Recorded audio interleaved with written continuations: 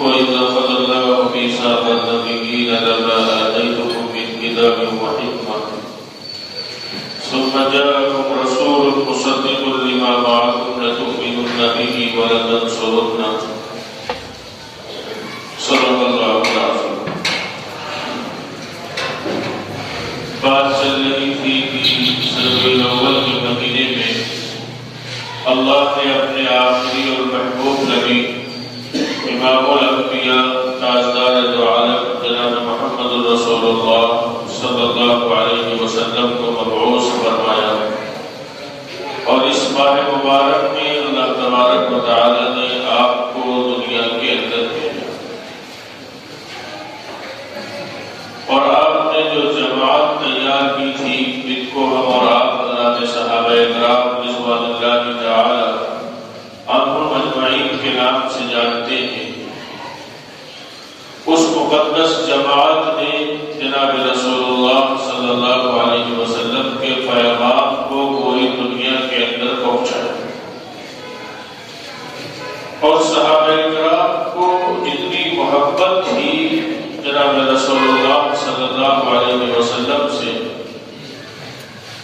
آپ کے بعد آنے والوں میں سے کوئی شخص اتنی محبت نہیں کر سکتا جتنی محبت صحابہ کرام رضوان اللہ تعالی اجمعین کو تھی۔ چنانچہ واقعات میں آتا ہے کہ حضرت خبیب رضی اللہ تعالی عنہ ایک صحابی، اور غزوہ بدر میں جو بھی بہت سے کفار اور کفاروں کے بڑے بڑے لیڈر قتل کیے گئے تھے، تو ان کے دلوں کے اندر ایک کسر تھی کہ ہم مسلمانوں سے بدلہ لیں۔ چنانچہ حضرت خبیب رضی اللہ تعالیٰ عنہ غلام بن گئے کسی طریقے سے،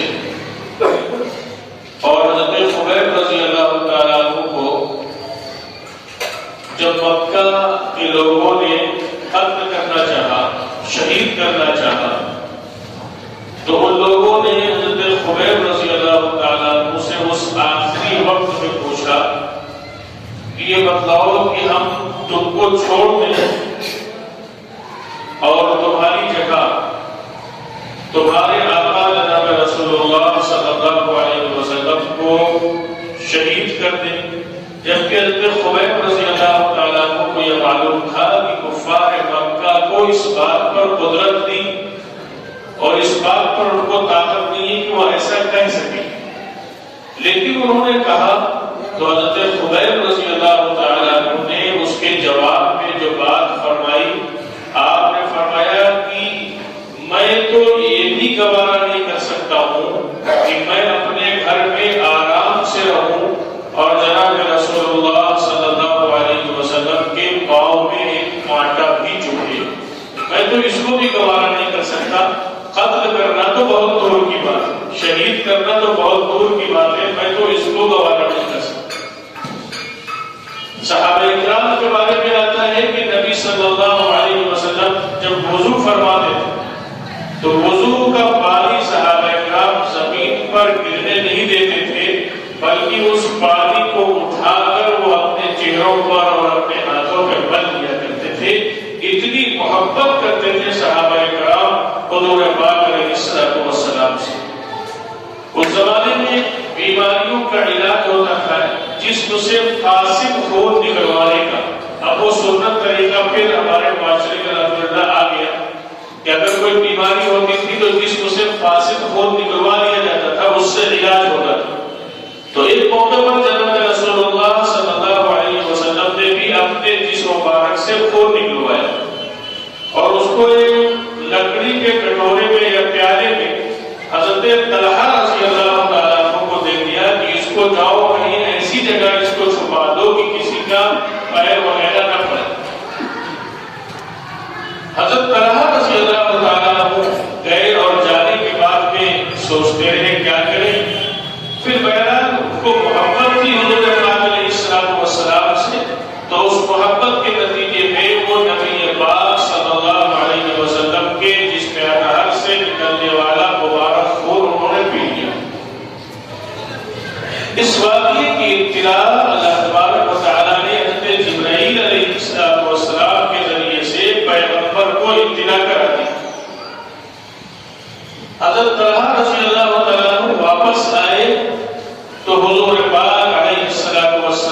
نے چونکہ اطلاع ہو چکی تھی تو پوچھا کہ طلحہ تم نے اس خون کا کیا کیا؟ تو حضرت طلحہ نے فرمایا کہ اللہ کے رسول اس کو ایسی جگہ میں نے محفوظ کر دیا ہے کہ اب کسی جانور کا کسی کا پیر ویر وہاں نہیں پڑے گا. یہ جواب دے دیا. پھر تھوڑی دیر کے بعد حضور پاک علیہ الصلوۃ والسلام نے پھر پوچھا کہ طلحہ یہ بتاؤ کہ تم نے اس خون کا کیا کیا؟ تو وہ سمجھ گئے کہ اللہ نے اپنے پیغمبر کو اس کی اطلاع دے دی ہے. تو فرمایا کہ آقا میں نے اس مبارک خون کو پی لیا. تو حضور پاک علیہ الصلوۃ والسلام نے فرمایا کہ تم نے کیا سوچ کر پیا؟ کیوں پیا تم نے وہ خون؟ بتاتے ہیں کہ اتنی محبت تھی صحابہ کو. وہ فرمانے لگے کہ میں اپنے گھر پر ہوتا ہوں یہاں پر اور آپ کی جب یاد آتی ہے تو میں بے چین ہو جاتا ہوں, تڑپ جاتا ہوں, اور جب تک اگر آپ کی زیارت نہ کر لوں, آپ کے رخ انور کو دیکھ نہ لوں, اس وقت تک مجھے سکون اور چین نہیں ملتا.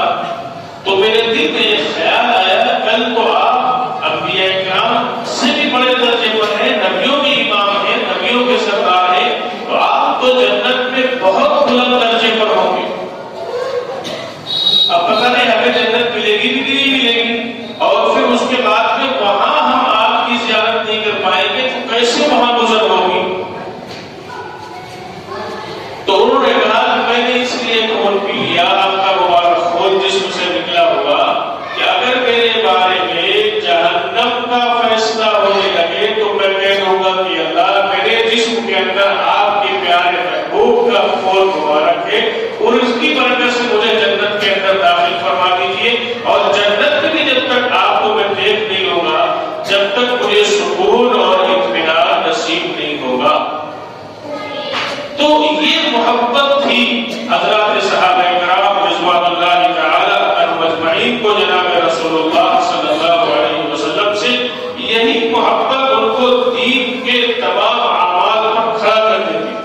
شراب کا حکم آیا تو شراب کا حکم الگ الگ قسطوں میں آیا. کبھی شراب کے بارے میں کچھ کہا گیا, کبھی کچھ کہا گیا, لیکن جب مکمل طور پر حرمت کا بیان آ گیا اور شراب کے کیسے دلدادہ وہ لوگ تھے, ان کے یہاں تو فخر اس بات پر ہوتا تھا کہ اس کے گھر میں کتنی پرانی شراب ہے. جتنی پرانی شراب ہوتی تھی وہ اپنے آپ کو فخریہ بتاتا تھا کہ دیکھو ہمارے یہاں کتنی پرانی شراب ہے. لیکن کیا ہوا جب جناب رسول اللہ صلی اللہ علیہ وسلم کی زبان مبارک سے اعلان ہوا کہ اللہ نے فرما دیا کہ آج کے بعد سے شراب تمہارے لیے حرام ہے, تو صحابہ کرام نے کیا کیا کہ اگر کسی کا ہاتھ اس کے منہ کے لب کے قریب تھا تو اس نے ہاتھ اور جام کو توڑ دیا, اور گھروں کے اندر جتنے مٹکے شراب سے بھرے ہوئے تھے سب کو توڑ دیا اور سب کو بہا دیا. پھر اب آقا نے ارشاد فرما دیا تو اب کسی چیز کی ضرورت نہیں ہے, جبکہ وہ اس پر فخر کیا کرتے تھے. لیکن حضور پاک علیہ الصلوۃ والسلام کے حکم آ جانے کے بعد میں انہوں نے اس کو بھی گوارا نہیں کیا کہ جس برتن میں ہم شراب رکھا کرتے تھے وہ برتن بھی ہمارے گھروں میں محفوظ رہے. صحابہ نے اس کو بھی گوارا نہیں کیا, ان برتنوں کو بھی توڑ دیا. حضرات صحابہ کرام رضوان اللہ تعالی عنہم اجمعین نے کیوں؟ ان کو محبت تھی امام الانبیاء سیدنا محمد رسول اللہ صلی اللہ علیہ وسلم سے. اس محبت کے نتیجے میں تمام کاموں کا کرنا ان کے لیے آسان ہو. صحابہ کہتے تھے, اور صحابہ کرام ہمارے اور آپ کی طرح نہیں تھے کہ چھوٹی سی بات کو بڑھا کے پیش کر دیں اور بڑی سی بات کو چھوٹی کر دیں. کسی کو خوش کرنا ہو تو جھوٹ بول دیں. مبالغہ نہیں کیا کرتے تھے صحابہ, جھوٹ نہیں بولا کرتے تھے. صحابہ کو اتنی محبت تھی جناب رسول اللہ صلی اللہ علیہ وسلم سے کہ صحابہ فرماتے ہیں کہ آقا اگر آپ ہمیں حکم دیں کہ ہم سمندر کے اندر چھلانگ لگا دیں تو ہم آپ سے یہ نہیں پوچھیں گے کہ آپ نے ہمیں کیوں حکم دیا. اگر آپ ہمیں حکم دیں گے کہ دیکھتی ہوئی آگ کے اندر چلے جاؤ تو پھر ہم یہ نہیں پوچھیں کہ آگ میں ڈر جانے کا جلنے کا کیوں حکم دے رہے ہیں. حکم ہے محبوب کا, تو اب محبوب کی اطاعت کرنی ہے اور محبوب کی اتباع اتباع کرنی۔ قرآن کریم میں اللہ تبارک و تعالیٰ نے دو لفظ استعمال فرمائے۔ کہیں اللہ نے فرمایا کہ یا ایھا الذین آمنوا اطیعوا اللہ و اطیعوا الرسول، کہ اے ایمان والو اللہ کی اطاعت کرو اور رسول کی اطاعت کرو۔ اور کہیں اللہ نے فرمایا قل ان کنتم تحبون اللہ فاتبعونی یحببکم اللہ، کہ اے میرے محبوب آپ لوگوں سے کہہ دیجئے کہ اگر تم اللہ سے محبت کرتے ہو فاتبعونی، تو آقا فرمائے کہ میری اتباع کرو، یحببکم اللہ، اللہ مجھ سے محبت کرنے لگے گا۔ تو ایک یہ ہوا کہ اطاعت کا حکم دیا قرآن میں، اور ایک جگہ اتباع کا حکم دیا۔ اطاعت کس کو کہتے ہیں اور اتباع کس کو کہتے ہیں، اس کو سمجھنا۔ اطاعت کہتے ہیں کہ اللہ کے پیغمبر نے حکم دیا کہ نماز 5 وقت کی فرض ہے، اللہ نے فرض کی، اب اس کو پیغمبر کے طریقے پر پورا کرنا ہے، تو یہ ہو گیا اللہ کی اور رسول کی اطاعت۔ حکم دیا کہ اگر صاحب نصاب ہے اور صاحب حیثیت ہے تو زندگی میں ایک مرتبہ حج فرض ہے، حج کو کریں۔ صاحب حیثیت ہے تو سال میں زکات دیں، اور دیگر احکام ہیں جو اللہ نے فرض فرمائے، نبی نے حکم دیا۔ لیکن اتباع کہتے ہیں کہ جو کام جس انداز سے جناب رسول اللہ صلی اللہ علیہ وسلم نے کیا ہو اسی انداز سے کرنے کا نام اتباع ہے۔ ایک مرتبہ حضرت عبداللہ بن عمر رضی اللہ عنہ نبی کے وصال کے بعد، پردہ فرمانے کے بعد مدینہ منورہ سے مکہ آ رہے تھے۔ راستے میں ایک جگہ پہنچے تو پورے قافلے کو روکا، اور روکنے کے بعد میں اپنی سواری سے اترے، اور اترنے کے بعد میں ایک جگہ گئے، اور جانے کے بعد میں ایسے بیٹھے جیسے انسان استنجا وغیرہ سے فارغ ہونے کے لیے بیٹھتا، ایسے بیٹھے اور کچھ دیر بیٹھے رہے، پھر واپس آ گئے، اور واپس آ کر اپنی سواری پر بیٹھ گئے، سفر کے لیے چلنے لگے۔ تو لوگوں نے کہا کہ آپ کو استنجے کی حاجت نہیں تھی، آپ نے استنجا نہیں کیا، آپ بیٹھے اور بیٹھ کر چلے آئے اور سواری پر سوار ہو گئے، آپ کو استنجے کی حاجت نہیں تھی تو آپ نے ایسا کیوں کیا؟ حضرت عبداللہ بن عمر رضی اللہ تعالیٰ عنہ نے فرمایا کہ میں بہت پہلے امام الانبیاء سیدنا محمد رسول اللہ صلی اللہ علیہ وسلم کے ساتھ مدینے سے مکہ آ رہا تھا، اور اسی مقام پر جب آقا صلی اللہ علیہ وسلم پہنچے تو آپ کو استنجے کی حاجت تھی، آپ نے قافلے کو رکوایا، اور اس کے بعد میں اپنی سواری سے اترے، اور اترنے کے بعد میں اس جگہ جہاں پر میں بیٹھا تھا وہاں آقا گئے، آپ استنجے سے فارغ ہوئے، پھر آ کر اپنی سواری پر بیٹھے اور چل دیے۔ تو میں یہاں سے جب گزرا تو حضور پاک علیہ السلام کا وہ عمل مجھے یاد آ گیا، مجھے خواہش نہیں تھی، مجھے حاجت نہیں تھی، لیکن میں نے کہا کہ ایک عمل میرے آقا نے کیا تھا، لاؤ ہم بھی وہی عمل اسی جگہ کر لیں۔ تو اس کا نام ہے اتباع، اس کا نام ہے اتباع، کہ جیسے کام آقا صلی اللہ علیہ وسلم نے کیا ہو اس کام کو اسی انداز سے کرنا۔ ایک صحابی تھے، تو وہ صحابہ کرام کی ایک خاص بات اور تھی کہ وہ حضور پاک علیہ السلام کی بہو نقل اتارتے۔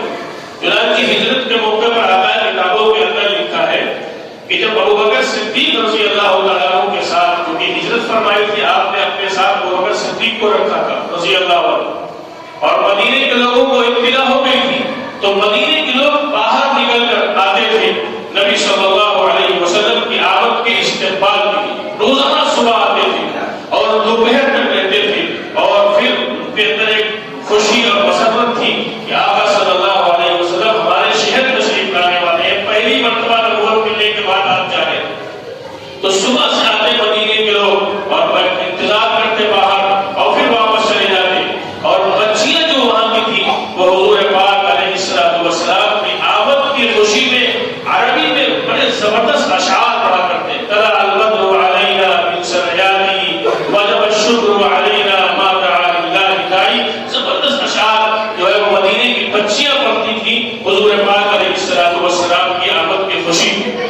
چنانچہ جب حضور پاک علیہ السلام جس صبح وہاں پہنچے قبا کے اندر، اور پہنچنے کے بعد میں آپ جب بیٹھے تشریف فرما ہوئے، تو لوگ ابو بکر صدیق کو سمجھ رہے تھے کہ یہ آقا ہے، تو ان کی طرف سراغ لپک لپک کے لوگ کر رہے تھے، جلدی جلدی ابو بکر صدیق سمجھ گئے، اور اس کے بعد میں جب آفتاب نکلا اور نبی صلی اللہ علیہ وسلم کے چہرے انور پر اس کی شعائیں پڑی تو فوراً صدیق اکبر کھڑے ہو گئے چادر تان دی تاکہ آپ کے چہرے مبارک پر دھوپ نہ پڑے. تب لوگوں نے سمجھا کہ آقا یہ ہے اور غلام یہ، آقا یہ ہے اور غلام یہ. اتنی اتباع کرتے تھے حضرات صحابہ کرام جناب رسول اللہ صلی اللہ علیہ وسلم کی. تو ایک صحابی تھے، وہ اپنے پورے جسم کو انہوں نے ڈھال لیا تھا آقا صلی اللہ علیہ وسلم کے جسم کی طرح. جیسے آپ کپڑے پہنتے تھے ویسے وہ صحابی کپڑے پہنتے تھے، جیسے آپ جوتے مبارک پہنتے تھے ویسے صحابہ جوتے پہنتے تھے، جیسے آپ چلتے تھے صحابی ویسے چلتے تھے. حضور پاک علیہ السلام سے اتنی محبت صحابہ کو تھی کہ آپ کی ہر ادا کو صحابہ کرام نے محفوظ فرمایا. حتیٰ کہ یہ تک محفوظ فرما دیا کہ آپ کی داڑھی مبارک کے کتنے بال سفید ہوئے تھے، آپ کے سر مبارک کے کتنے بال سفید ہوئے تھے. جب آپ ہنستے تھے مسکراتے تھے تو آپ کے چہرے سے ایک چمک نکلتی تھی. یہ تمام چیزیں کتابوں کے اندر محفوظ ہیں. تو صحابہ کرام نے ہر ادا کو محفوظ کیا حضور پاک علیہ السلام کی. تو وہ صحابی نے پورے جسم کو حضور پاک علیہ السلام کے بالکل مشابہ بنا لیا تھا، لیکن ان کے سر کے بال ویسے نہیں ہو پا رہے تھے جیسے جناب رسول اللہ صلی اللہ علیہ وسلم کے تھے. چونکہ وہ ان کے بعد مدرجہ ٹائپ کے تھے تو ان کے دل میں یہ کثرت تھی کہ کاش ہمارا سر کے بال بھی ویسے ہو جائیں جیسے جناب رسول اللہ صلی اللہ علیہ وسلم کے ہیں. تو ایک مرتبہ سردی کے ایام میں وہ آگ پر اپنے ہاتھ سینک رہے تھے. بہت سے لوگ بیٹھے ہوئے جیسے ہمارے بھی ہوتا ہے سردی آتی آگ جلائی جاتی لوگ بیٹھتے تمہارا صحابہ بیٹھے ہوئے. ان کے دل میں دفعتاً خیال آیا کہ آج وقت ہے کہ ہم اپنے سر کو اور اپنے سر کے بالوں کو اپنے آقا سیدنا محمد رسول اللہ صلی اللہ علیہ وسلم کے سر کے مشابہ کر سکتے ہیں. چنانچہ وہ اندر گئے گھر اور جانے کے بعد میں لوہے کا راڈ لے کے آئے اور اس کو آگ کے اندر ڈال دیا. خوب تپایا اس کو اور جب بالکل وہ سرخ ہو گیا بہت داغ ہو گیا اور اس کے بعد میں اس کو اٹھایا اور اٹھانے کے بعد میں اپنے سر کے بیچوں بیچ پہ رکھ لیا. جو کہ حضور پاک جو باغ نکالتے تھے وہ بیچ سے نکالتے تھے، پٹے رکھتے تھے آپ تو بیچ سے باغ نکالتے تھے. تو اب کھال بھی جل گئی بال بھی جل گئی. تو کچھ لوگوں نے کہا کہ تم نے یہ کیا کیا، تم نے اپنے جسم کو تکلیف پہنچا دی، یہ کیا کیا. تو جانتے ہو صحابی نے کیا فرمایا؟ انہوں نے فرمایا کہ جلد جل گئی کھال جل گئی وہ تو ایک دن جو ہے اچھی ہو جائے گی، سر پہ جو زخم آیا ہے وہ ایک دن اچھا ہو جائے گا، لیکن ہمیں خوشی اس بات کی ہے کہ اب ہمارا سر جناب رسول اللہ صلی اللہ علیہ وسلم کے بال کے مشابہ میں ہمارے بال ہو گئے. تو اس لیے اب کوئی تکلیف، یہ تکلیف معمولی تکلیف ہے. ہمیں جو چاہت تھی اور جو ہمیں خوشی تھی کہ ہمارے بال بھی نبی صلی اللہ علیہ وسلم کے بال کے مشابہ ہو جائے، یہ تھی حضرات صحابہ کرام رضوان اللہ تعالی علیہم اجمعین کو جناب محمد رسول اللہ صلی اللہ علیہ وسلم سے محبت. اور کسی نے کہا محمد کی محبت صلی اللہ علیہ وسلم، محمد کی محبت دین حق کی شرط اول ہے. ہو اگر خامی اسی میں تو سب کچھ نامکمل. اگر جناب رسول اللہ صلی اللہ علیہ وسلم کی محبت دل کے اندر، اگر آپ کی عظمت نہیں ہے اور آپ کی چاہت دل کے اندر نہیں ہے تو سب کچھ نامکمل، کچھ نہیں ملا ہمارے پاس. اس لیے جب عشق نبی ہوگا اور جناب رسول اللہ صلی اللہ علیہ وسلم سے رشتہ مضبوط ہوگا اور محبت ہوگی تو وہ محبت ہمیں اعمال پر کھڑا کرے. ہم پڑھیں گے کتابوں کے اندر کہ ہمارے آقا پوری رات اللہ کے سامنے کھڑے ہوتے تھے نماز کی حالت میں، آپ کے پاؤں مبارک پر ورم آ جایا کرتے تھے. حضرت عائشہ رضی اللہ عنہا فرماتی تھی آقا اللہ نے تو آپ سے تو گناہ ہو ہی نہیں سکتی، کیونکہ نبیوں کو اللہ نے گناہوں سے محفوظ رکھا ہے اور نبی گناہوں سے معصوم ہوتے اور آپ تو نبیوں کے نبی ہیں، آپ سے کہاں گناہ ہو، تو آپ اتنی عبادت کیوں کرتے، اتنا اپنے آپ کو کیوں تھکاتے.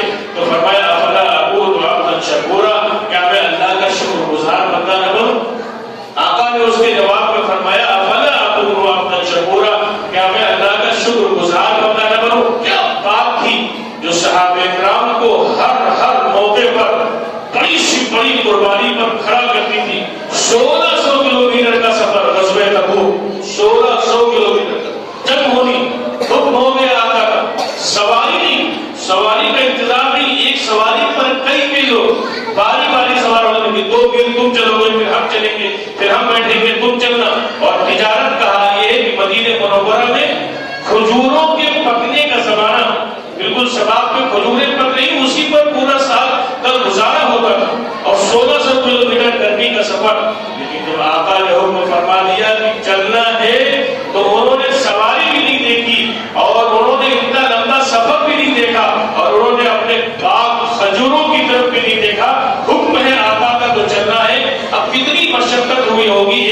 اونٹ پر 5-5 6-6 لوگ تھے، باری باری سوار ہوتے ہوں گے، کتنا لمبا وہ سفر کیا ہوگا. یہ چیز کون سی ایسی چیز تھی جو ان کو اطاعت پر کھڑا کر دیتی تھی؟ وہ تھی جناب رسول اللہ صلی اللہ علیہ وسلم کی محبت. اور ان کو اتنی محبت تھی کہ وہ تصور ہی نہیں کر سکتے تھے کہ آقا صلی اللہ علیہ وسلم کے خلاف جائیں، کوئی حکم آقا دے اس کے خلاف کریں. میرے دوستو، اگر وہ محبت ہمیں اور آپ کو، ہمارے اور آپ کے اندر وہ محبت پیدا ہو جائے اور وہ چنگاری جو ہمارے دلوں کے اندر محبت کی ہے وہ شعلہ بن جائے، تو میرے دوستو کسی کو کہنا پڑے گا نماز پڑھو، کیونکہ آقا نے فرمایا جعلت قرۃ عینی فی الصلاۃ. اللہ کے پیغمبر نے فرمایا کہ نماز میری آنکھوں کی ٹھنڈک ہے. اب اگر آقا سے محبت ہوگی تو کیا ہماری نماز چھوٹے گی؟ محبت تو ہے، لیکن وہ محبت جو محبت ہمیں اطاعت پر کھڑا کرتے، اس محبت کی ضرورت ہے. اللہ